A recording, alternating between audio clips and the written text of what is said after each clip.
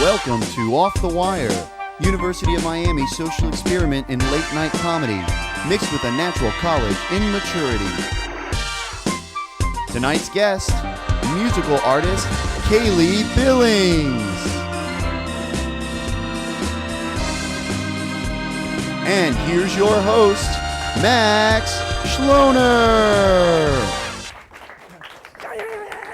Hi, everybody, and welcome to the season premiere of Off the Wire. I am Max Schloner, and since the producers couldn't nail Conan O'Brien down in time, I will be your host for the foreseeable future. I know, a little bit of a letdown, but you do what you can.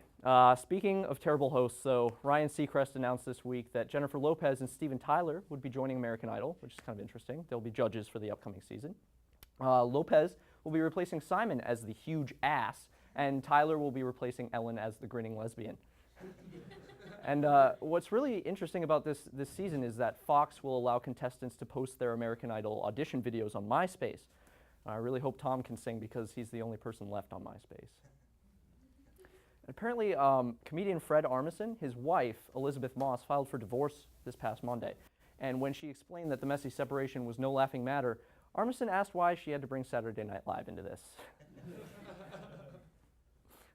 In a controversial move, any sports fans here? Sports fans? Yeah.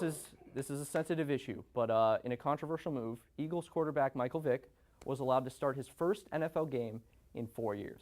Now, I know what you're saying, 4 years, not a long time for punishment, but you have to take into consideration that's 28 dog years. So he's paid his dues. And this is baffling. A cruise is being planned to commemorate the 100th anniversary of the Titanic's sinking. Now, the cruise will retrace the doomed ship's path to the site that it hit the iceberg and sank. Not to be outdone, though, American Airlines is planning a hijacker-themed flyover of Manhattan's financial district for next September. I know, it's terrible. Speaking of horrible news, kids getting raped. Italian authorities are launching an investigation into claims that the Roman Catholic Church has laundered millions of dollars. I know, depressing. It's not what you thought it would be. They've laundered millions of dollars through the Vatican Bank. This marks the first time in history that the Catholic Church has been on the receiving end of a probe. I managed to sneak it in. And Pope Benedict XVI, actually, he issued an unprecedented apology on behalf of the Catholic Church for its ongoing child sex abuse scandals. Now, I don't really see why he's apologizing for something that's completely out of his control. I mean, kids love It's true. The Oxford Dictionary has added internet terms such as BFF, LMAO, and TTYL to its latest edition. Now, it's also removed the term dictionary as that term no longer has any meaning.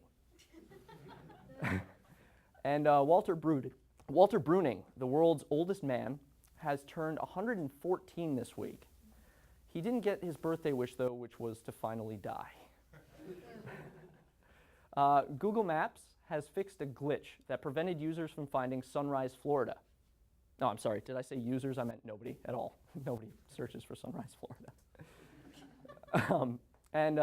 Continuing on in local news, a Miami appeals court overturned the ban on gay adoption in Florida. That's good news, right?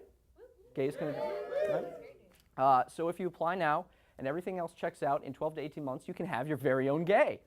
It's going to be fabulous.